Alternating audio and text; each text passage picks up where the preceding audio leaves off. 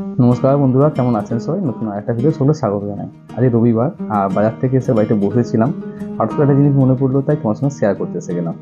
আমাদের বাড়ির পিছনে মাঠগুলো আজকে চাষ করা হচ্ছে। আমাদের মাঠগুলোতে চলো চাষ বলে ধান চাষ হচ্ছে, ধান বোনা হবে আজকে। এই দেখো কিষেন লেগেছে।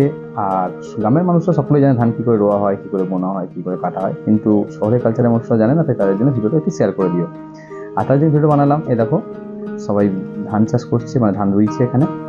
আর মাঠে বীজ ধান চাষ করা হয়েছিল, রোয়া ভাঙা বলে, সেই বীজগুলো ভেঙে নিয়ে এসে এখানে এবার রোয়া হবে।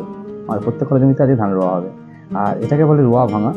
তোমরা সকলেই জানো যে বর্ধমান আর হুগলি জেলার ধান চাষের জন্য আলোচনা বিখ্যাত। আমি হুগলিতে বাস করি, তাই এখানে ধান চাষ চলছে। সব জায়গায় জমিগুলো ধান চাষ হবে। পিছনে যতদূর জমি দেখতে পাবে, এই যে যত জমি দেখতে হবে, সব জমিগুলোতে ধান চাষ হবে। সব আমার নয় যদিও, এখানে এইটা আমার, এর সামনের দিকে একটা আমার আছে, আর বাকি মাঠেও আমার আছে।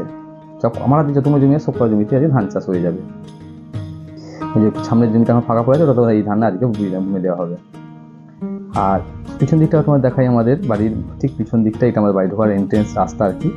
আর এই যে মাঠটা দেখতে পাচ্ছ, এ করেছে, বাড়ি করেছে। আর এইটা হচ্ছে আমাদের বাড়ি থেকে ঢোকার রাস্তা। আর এদিকে যে বাড়িগুলো দেখতে পাচ্ছেন, মহামরান পাড়া।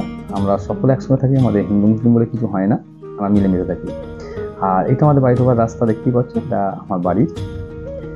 আর সকলকে আরেকটা কথা, ভিডিওটা এই পর্যন্তই শেষ করছি। ভিডিওটা কেমন হয়েছে অবশ্যই জানাতে ভুলবেন না। ভালো লাগলে অবশ্যই লাইক আর কমেন্ট করে জানিয়ে কেমন হয়েছে। ভালো থাকবেন, সুস্থ থাকবেন। দেখা হবে নতুন একটা ভিডিওতে। তখন পর্যন্ত বাই বাই।